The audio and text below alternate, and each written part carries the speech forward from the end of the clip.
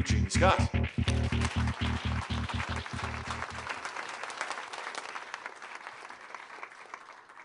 Thanks very much, George. I used to be the executive director of the National Center for Science Education, which monitors and provides information to defend the teaching of evolution and climate change in the public schools. I'm going to talk today about evolution, but a lot of the things I'm going to talk about may also be relevant to the teaching of climate change.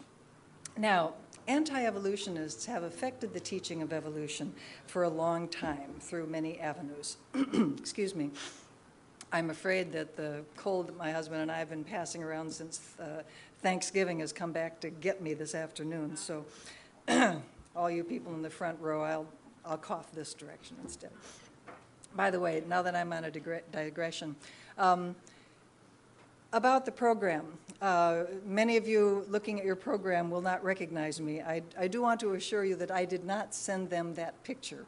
I take a certain amount of pride in having my headshots be no more than 5 years old. Somehow the one I sent them got lost, and that one's from the 1990s and exists someplace on the internet, goodness knows where. But this is what I really look like, folks. For good or for ill, this is what you got. My hair is no longer brown, okay. So one of the ways that anti-evolutionists have affected the teaching of evolution is through state science education standards. Most states have these documents, and these are guidelines that local districts use to develop their own standards and then their own curriculum. Now, the National Science Education Standards were developed in the early 1990s. They've been replaced by the Next Generation Science Standards, published in 2013. Because these documents were developed by scientists and educational leaders, they include evolution. And since they provided a template for many states to develop their own state standards, in the 1990s, evolution started appearing in state standards of many states where evolution had been scarce. There were a lot of evolution wars during the 1990s and 2000s, and frankly, even in the 2010s, as creationists and their allies pushed back against the inclusion of evolution in state standards and or the adoption of evolution in standards developed by local school districts. This chart, courtesy of the National Center for Science Education, shows states where there have been challenges to either evolution in red, climate change in blue, or both, purple, since the release of NGSS in 2013. Now, you'll have to go to NCSE to find out which states actually watered down the coverage of one or the other sciences. I don't really have time to go into them today. So state standards continue to be a battleground. Now, in addition to state standards, creationists have attempted to get creationism mandated through local or state policies and laws. Now, a little bit of basic civics here. You all remember the Bill of Rights. The First Amendment of the Bill of Rights has a religion clause. There are two components of the religion clause. There's the Establishment Clause, which states that public governmental agencies cannot promote religion, and then there's the free exercise, which requires that local agencies and education is a function of local government. Government cannot inhibit religion. So the Establishment Clause and the Free Exercise Clause taken together mean that government must be religiously neutral, and the schools have to be religiously neutral. Courts have uniformly held that the presentation of religious idea like creationism or intelligent design violates this neutrality. Briefly, these various laws over the last almost 50 years have been trying to balance the teaching of evolution with something. First, they just tried to teach creationism, but this is clearly an unconstitutional advancement of religion. Next, creation science was invented, the claim that creationism could be made scientific, and clearly this was also struck down as unconstitutional promotion of religion. And finally, most recently, intelligent design, the most recent attempt to make creationism scientific, was also struck down by the courts. The demise of intelligent design as a strategy for getting creationism into the schools came about through a case involving a school board in Dover, Pennsylvania, that passed a local policy requiring the teaching of intelligent design. Kitzmiller versus Dover pretty much stopped efforts to get ID caught in science classrooms. The National Center for Science Education recorded excuse me, only a couple of efforts on the local or state level to try to mandate intelligent design after 2005. Go Kitzmiller. But that point didn't mean that creationism movement ground to a halt after 2005. Remember that traditional creationists, the young earth creationists, are a parallel movement alongside of intelligent design, and even if ID has faded, the traditional young earth creationists are going great guns. Answers in Genesis, the largest young earth creationist organization in the country, has the Creation Museum and the recently opened Ark Park. Actually, they call it the Ark Encounter, but the rhyme is too good to pass up. This was opened in July of 2016.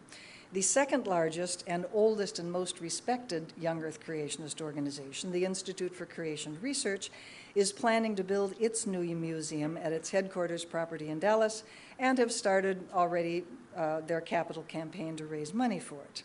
And ICR and AIG are not alone. Creationist museums have mushroomed in many parts of the country. I literally could not fit them all on one slide.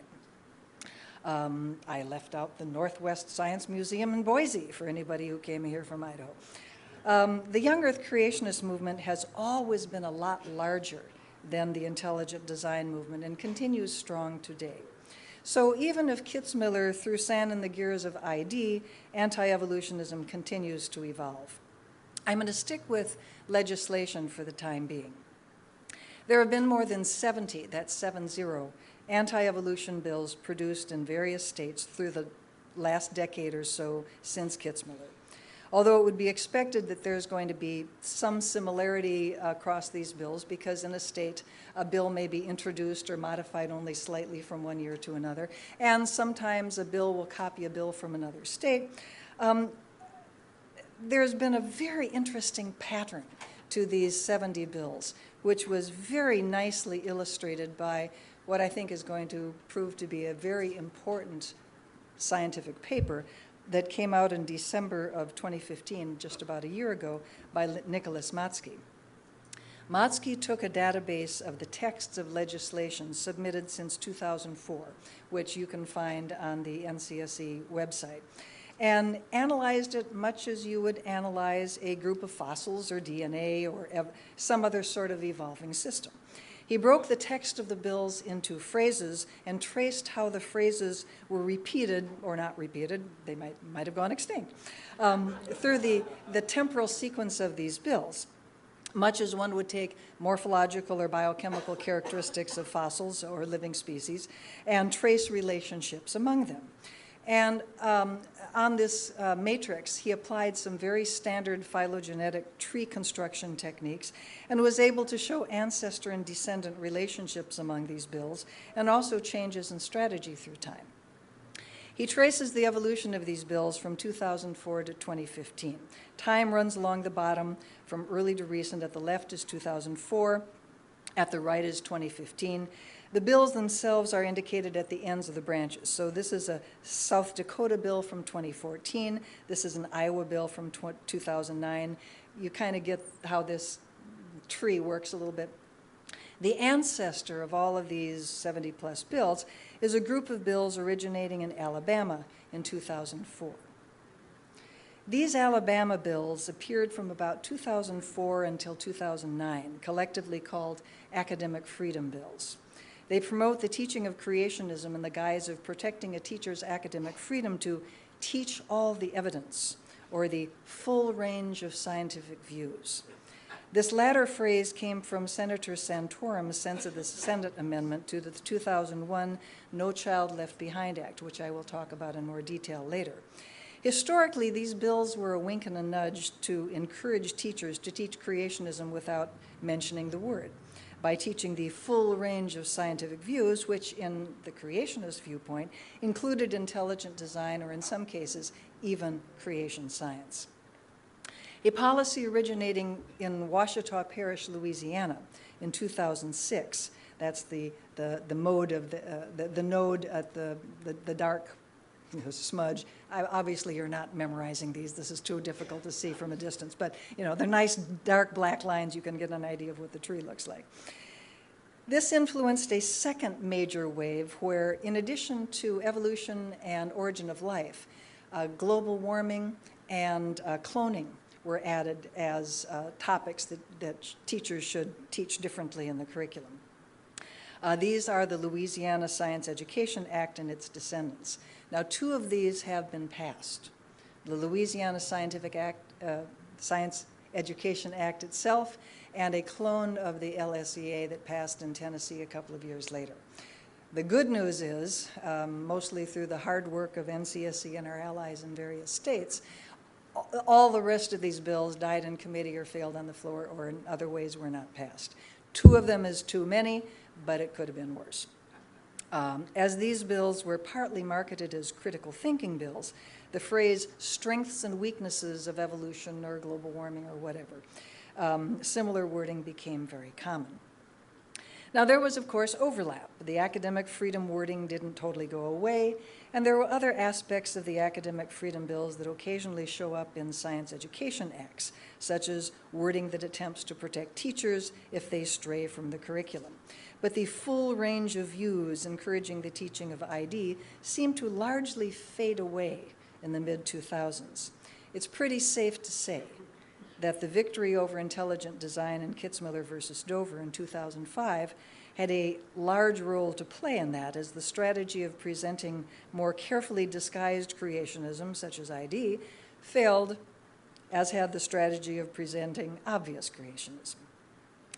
This strategy was largely replaced by the strategy to teach the strengths and weaknesses of evolution. Now, to summarize in living color, because it's easier to see, Motzky's analysis of legislation suggests that topically, the recent evolution of anti-evolution legislation began in 2004 with a focus on evolution and the origin of life. That's the kind of sickly greenish yellow color there. What became known as academic freedom bills. A policy originating with Ouachita Parish, the Louisiana Science Education Acts, beginning in 2006, influenced a second major wave where global warming and human cloning were added, and these have continued on in various ways, the red portion of the diagram here.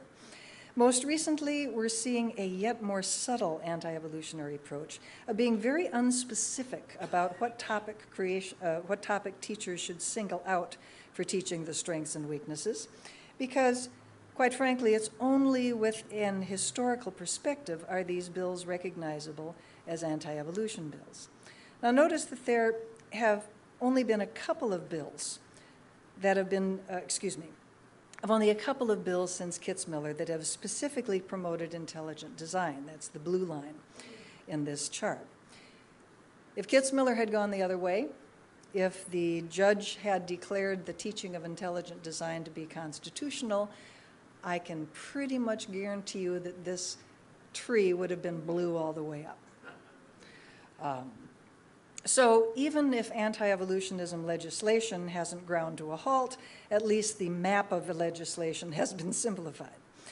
But there's a reason to believe that creationism currently has, in fact, a new lease on life in 2017, as the title of my talk suggests. What we've found at NCSE is that certain elections tend to energize creationists. Now, let me stop and make a very large caveat here, because I was talking with one of you earlier today. Anytime I talk to a reporter from outside of the country, whether it's Europe or Asia or any place, the very first thing I have to say is, well, you know, in the United States, we do not have a national curriculum. And they look at me like, what? This makes no sense at all to them. Local control of education is sacred in the United States. If you are a politician, attack local control of education at your peril. You will not survive the next election.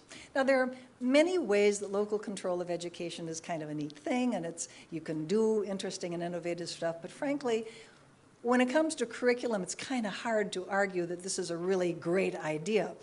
You know, a fourth grader is a fourth grader. Do you teach long division in third grade or fourth grade? This, you know, why is this something that would vary from one part of a state to another? And why should you teach evolution in one part of the state and not teach it in another, or even within the same school district? There are close to 15,000, excuse me, that wasn't supposed to be animated. There are close to 15,000 independent school districts in the United States, each of which makes the most important decisions: who to hire, how much to pay them, what the school day looks like, lots and lots of regulations about what the district's curriculum is going to be. All of that is determined at the local level. There are often carrots and sticks involved to encourage a local district to adopt the state standards, which then will guide the local district's development of its curricula, which is actually what goes into the classroom. But, you know, the decision of what to teach really is left to the local district. And what actually gets taught is determined and monitored locally. There is nobody from the state level, trust me on this, who is coming down to look over the shoulder of Mrs. Brown and see what she's actually teaching when the school classroom door is closed. Local control is enshrined. What this means is that the federal government actually has very little control over curriculum. There are various ways that the federal government can affect a state and by trickle down a local school district. There's a lot of money that goes from the feds to the states, but it tends to be in block grants and for specific things like low socioeconomic or other deprived population. There's disability education. There's lots of programs out there. But when it comes to curriculum, that's something that really is locally determined. But the federal government can have an influence on what gets taught in your kid's classroom by setting a tone or an atmosphere that can be very influential. And occasionally, not often, but occasionally, the feds can enact policies that have far-reaching effect on the local level. Let me give you a case study. George W. Bush was elected to his first term as president in 2000. He had considerable support from conservative Christians who were elated at his election, even though he didn't actually pay off for them very much. His first signature bill, he wanted to be the education president, was the No Child Left Behind Act, NCLB, which teachers referred to as No Child Left Untested. And this was an education bill. As mentioned above, Senator Santorum, in proposing, when the bill came to the Senate to be considered, Senator Santorum proposed a sense of the Senate amendment to No Child Left Behind. That was included with No Child Left Behind when the Senate version and the House version went to the conference committee. Now, the amendment sounded very innocuous, and most senators saw nothing wrong with it whatsoever. It passed by very wide majorities. It was not innocuous. It actually affected evolution education for more than a decade.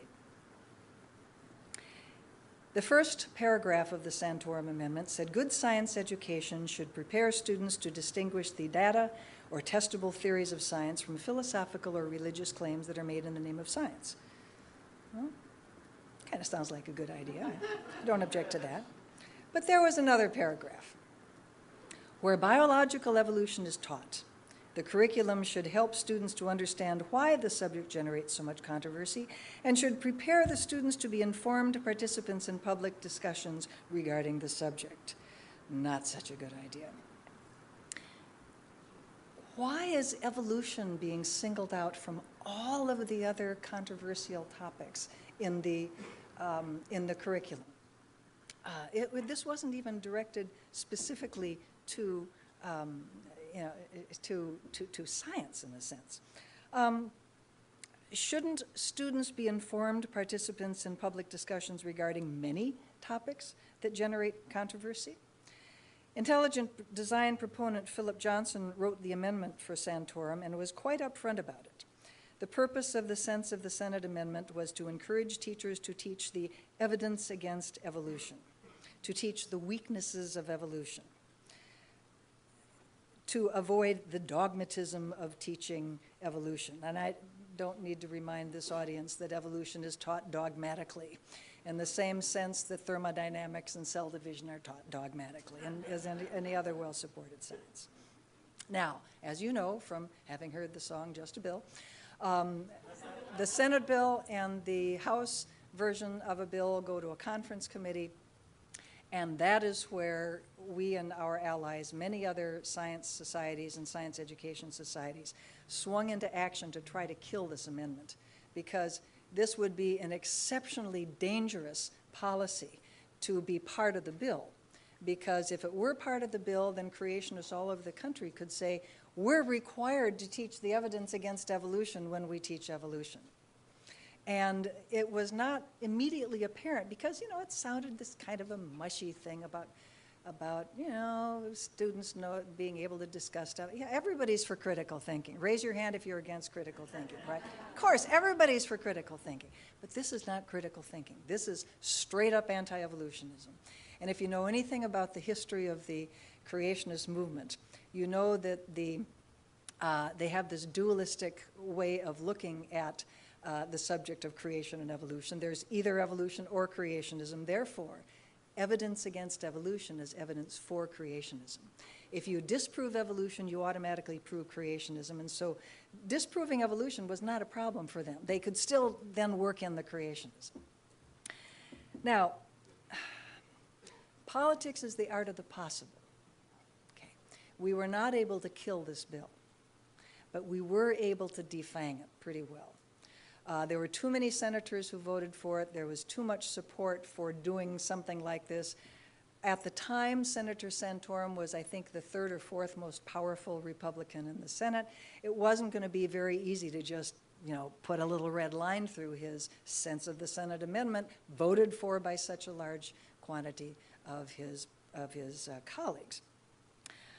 We did find allies in the conference committee co-chair, Senator Ted Kennedy, and we were able to make the amendment far less dangerous than its earliest inception. The final amendment, it wasn't even an amendment. The conference report had an item buried down, item number 47 or something like that.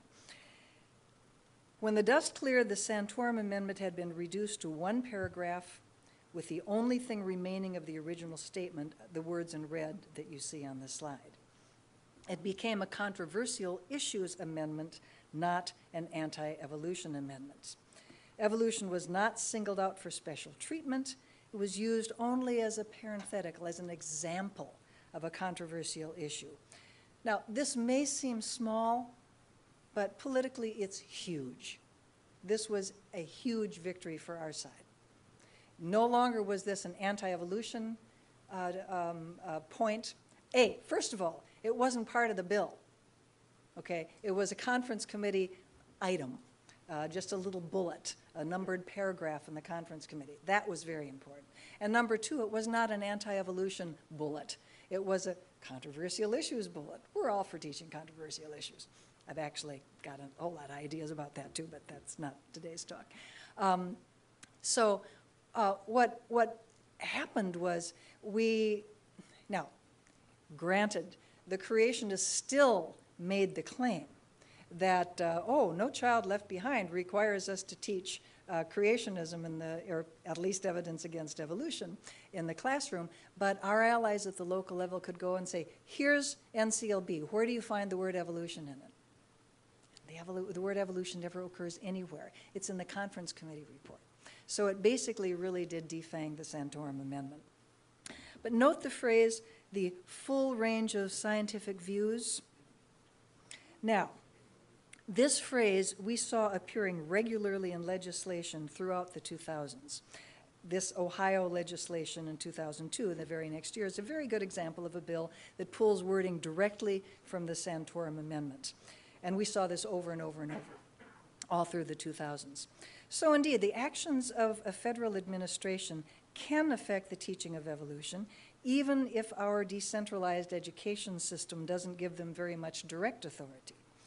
But perhaps more importantly, after the election of President Bush and then the re-election of President Bush, there was a tenor or an atmosphere that can be set by the federal administration, which acts to encourage anti-evolutionary activity at the local level. And this was the case in the Bush decade as well.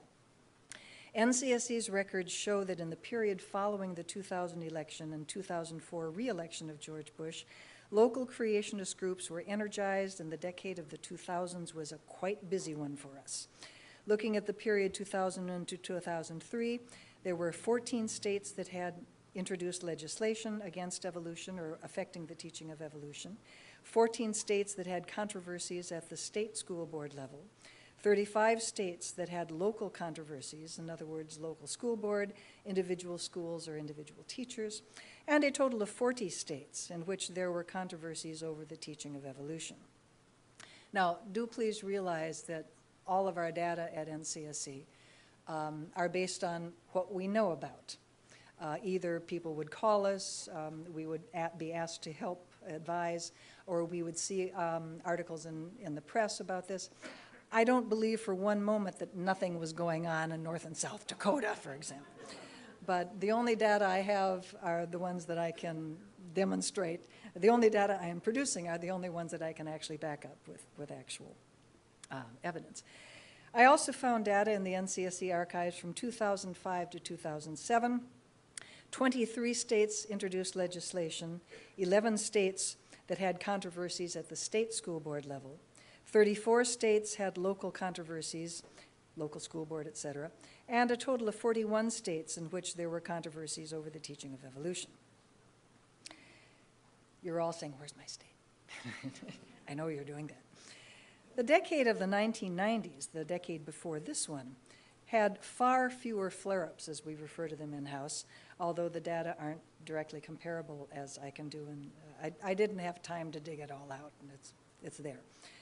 And although I don't have data to show you, the number of flare-ups in the following 8 years, from 2008 to 2016, were fewer. The bottom line is the creationists didn't go away after Bush left office, but they weren't as enthusiastic. There was no encouragement after 2008 from federal officials, as there had been with the Santorum Amendment, and much of the attention in science education post-2008 was focused on opposing climate change in standards. I think, though, given the recent election, that creationists indeed may have a new lease on life. One might become concerned about evolution education, if not science education entirely, as a result of these people who are likely to be confirmed cabinet members, and in the case of Mr. Pence, the person in the administration most responsible for domestic policy. Ms. DeVos, the probable Secretary of Education, comes from a conservative Christian background. She's Dutch Reformed.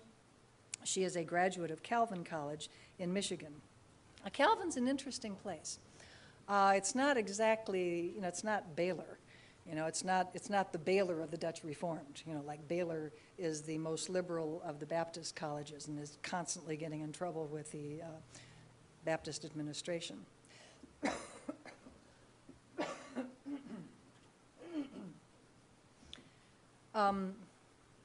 Calvin has had a kind of interesting history as a place where faculty has pushed back against, for example, the young earth. And so there's a tension there. She is a graduate of Calvin. There is nothing indicating her particular beliefs on evolution. She has not spoken about it that I could find. I don't know that anyone else has found either. Her husband, on the other hand, while running for Michigan governor a decade ago, suggested that schools should be able to teach intelligent design. It should be a local option.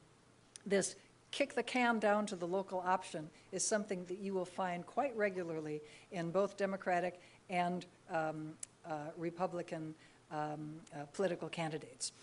Local control of education, they don't have to deal with a controversial issue if they just say it's the local school district's decision.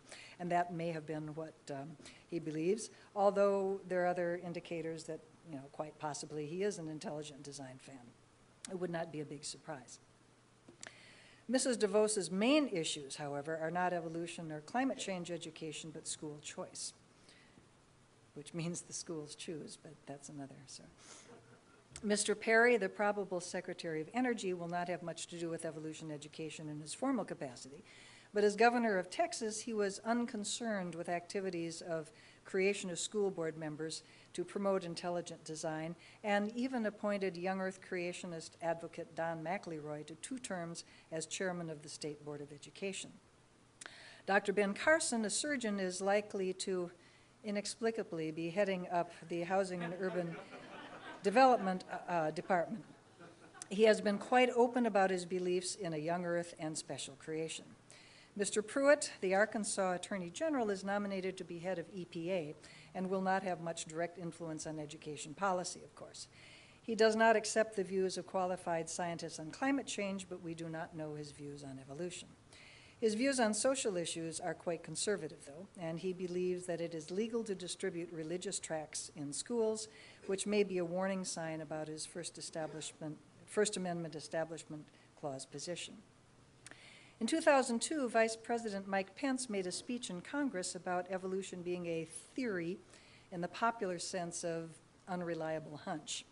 In this curious speech, he claims textbooks will have to be rewritten because the discovery of the early hominid fossil Sahelanthropus somehow upsets our understanding of evolution, which he understands as a linear sequence of creatures marching up to modern humans. No, that's really not what human evolution is like, ladies and gentlemen.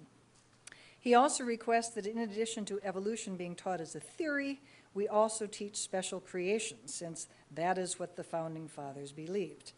He believes that science will prove intelligent design and that it is the only rational explanation. The fact that he is a Catholic actually makes it less likely that he is a young earth creationist, although clearly his beliefs are religiously quite conservative. Atmosphere is important in the development of policy, and this group of people is very unusual in its, shall we say, lack of enthusiasm for the teaching of evolution and apparent disinterest in the Establishment Clause. We do not know the specific views regarding evolution of most of them, but we know that they have conservative views on a number of social issues: abortion, marriage equality, the right to discriminate based on religious views, and so forth, which tend to be positively correlated with belief in creationism. Right now, we don't know, but atmosphere is relevant. A tendency to reject the scientific consensus when it is inconvenient for economic or political reasons, such as with climate change, can also easily bleed over to evolution. I'm kind of, my sort of worst case little daydream is if in the current administration somebody suggests that we need to teach all the evidence or treat evolution as a theory or teach the weaknesses of the weaknesses of evolution as a way to promote critical thinking, these views will actually be listened to in meetings in the cabinet room adjacent to the Oval Office. And that, as with the Santorum Amendment in 2001, policies will be suggested that, even if they're not mandatory, will energize the base to make changes at the state or local level. Now, a third way that the incoming administration can affect the teaching of evolution is more long-term, through the appointment of judges. Now, not just the Supreme Court. Remember that the federal bench and the appeals court judges are also lifetime appointments, and the federal bench and the appeals court are the first lines of defense when it comes to the defense of evolution in the public schools. We have been fortunate that judges from the district level up to the Supremes have understood that teaching the various kinds of creationism is an Establishment Clause violation. It is religious advocacy. That's the cough, excuse me. Religious advocacy, and have struck down all attempts to mandate the teaching of creationism and intelligent design. But remember that the more subtle forms of creationism, like those I mentioned earlier that don't, up the little gray bars up there, that don't specifically single out evolution, and which have an appealing critical thinking component to them, have not yet been tested in court. The appointment of judges sympathetic to these views could radically change the environment for evolution education. Remember that, and I really can't stress this too much, 100% of the evolution and creationism cases that have gone before a court, a district court judge, appeals, or the few ones that have gone to the Supremes, 100% of these cases have gone in favor of evolution. Not 90%, not 95%, not 97%, but 100%. And frankly, if that wall is cracked, remember that there is a minority of Americans who really don't want their children to be taught evolution. They feel very, very strongly about it. They are not a majority of Americans. The majority of Americans don't give a damn one way or the other, actually, truth be told. But a minority that is very motivated to to protect their children against the teaching of evolution from their point of view, they can make some serious gains and make some serious changes in how evolution is taught. Remember the decentralized nature of American education, just in general, for any topic. And if that 100% of all cases of creation and evolution that have gone to support, against the teaching of creationism, if that cracks, it's going to be Katie bar the door. There's going to be lots and lots of pressure on school districts and teachers to bring what everyone in this room would consider non-scientific views into the science classroom. There's no guarantee that this 100% success record is going to be maintained. If one of these more kind of ambiguous sounding critical thinking, we don't even mention the E word, kinds of bills gets submitted in the future and goes before a judge appointed for this person's conservative legal and probably religious views, the result could be quite a bit different. In either case, whether a legal decision or a federal policy that energizes the base of evolutionists, it's not just the National Center for Science Education that's going to have a lot of work to do. All citizens who care about science literacy and church and state separation will need to step up to the plate. I hope that includes you. And now that I have probably depressed at least 90% of you, I do want to thank you for your kind attention to my talk, however grim, and to the organizers of this meeting for inviting me. Thank you. Repeat the question.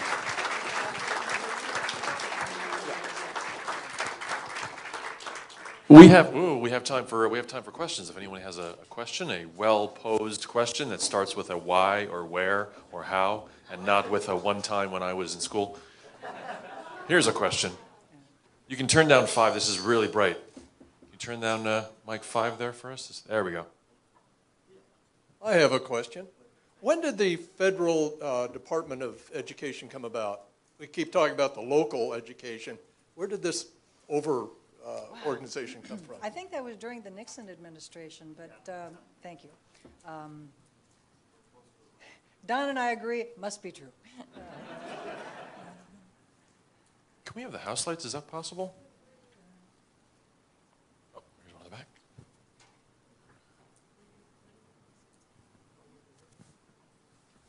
My question starts and ends with why. Why what? Why? What is their Why motivation? is there this animosity against evolution? Yeah. Okay. If you are a conservative Christian, and I mean by that not politically conservative necessarily, but religiously conservative, they prefer the term conservative Christian. It's some evangelicals, fundamentalists, Church of God, the more biblically literalist wing of Christianity. Your religious beliefs are that the Bible is absolutely true in all respects, and that in fact there had to be a literal flesh and blood Adam and Eve in order for there to be, there had to be a literal flesh and blood Adam and Eve, real human beings who had to sin in order to justify Jesus' death on the cross, which is what gives all of us life eternal in the Revelations. So the entire Bible, from Genesis through Revelations, is all a single piece. You can't, as they put it, pick and choose. So the salvation of their children is dependent upon the children's belief in the truth of the Bible, which is indeed incompatible with our understanding of evolution. Now, in addition to this, they are very concerned because they also believe that the Bible is the only source for morality and ethics and a guidance for how you should lead your life. So they are also very concerned that if their children lose their faith, their children will become bad people. They won't have that moral rudder. So, these are very sincerely held and serious fears that a segment of the Christian community believes bad things will occur if their children learn evolution and their children lose their faith, and they believe that because the way they interpret Genesis is incompatible with evolution. Obviously, that's not the majority Christian view. But because their version of Genesis is incompatible with evolution, therefore you have to pick and choose, and they don't want the teachers persuading the children to give up their faith. So it's a serious issue for them. Here's one.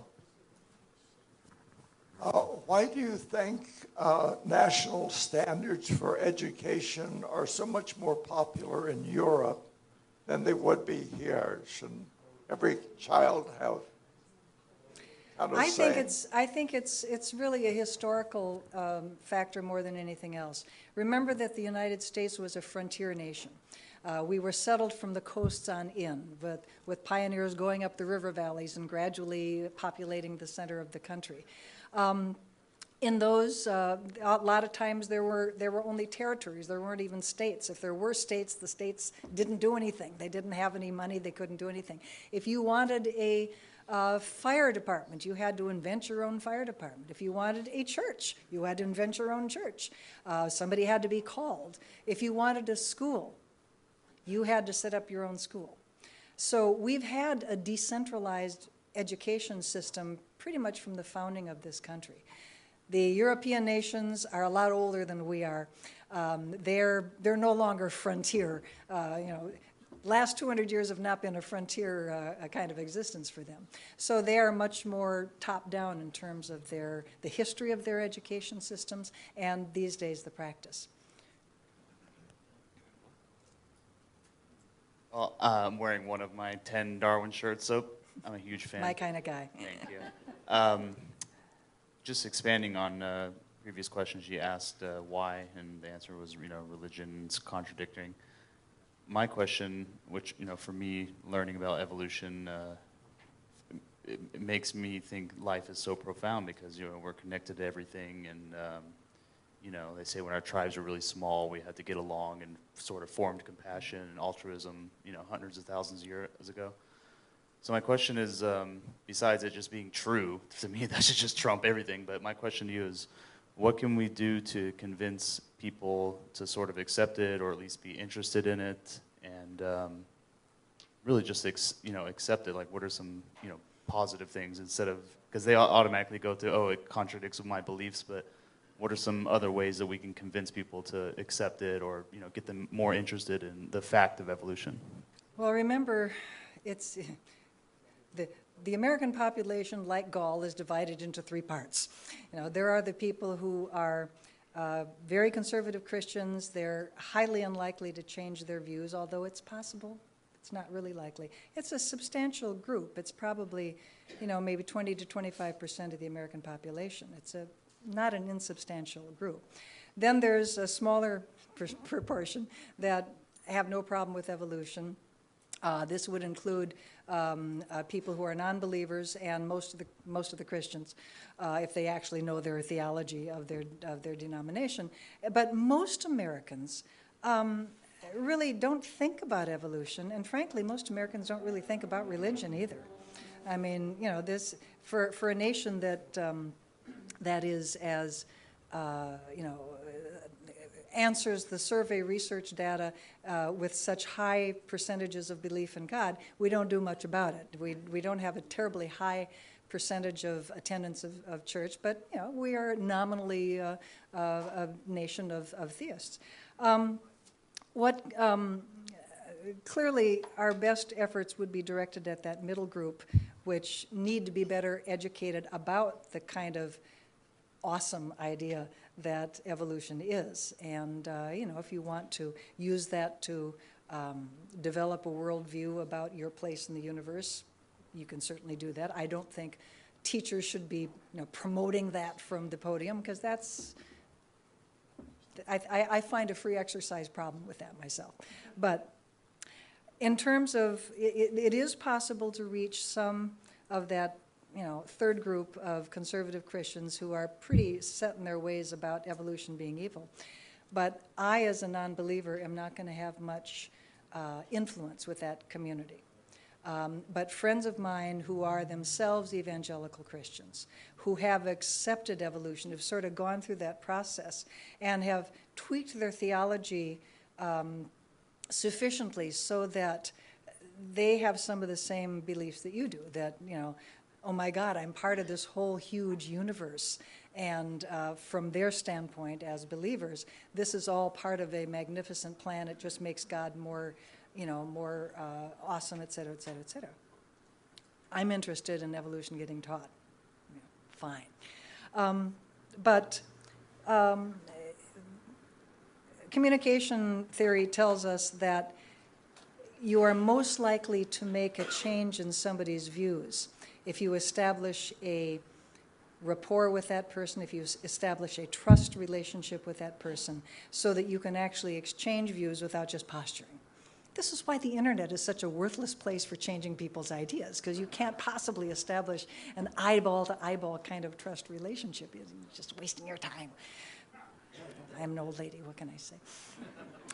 But simple message, repeated often from a trusted source. That is the mantra that you should keep in mind if you're going to try to communicate to change anybody's point of view. Simple messages and accurate, you know, we think accuracy is important. Simple messages repeated often from a trusted source. For conservative Christians, it ain't me, babe. Thank you very much. Eugenie Scott, very nice. Eugenie Scott. All right.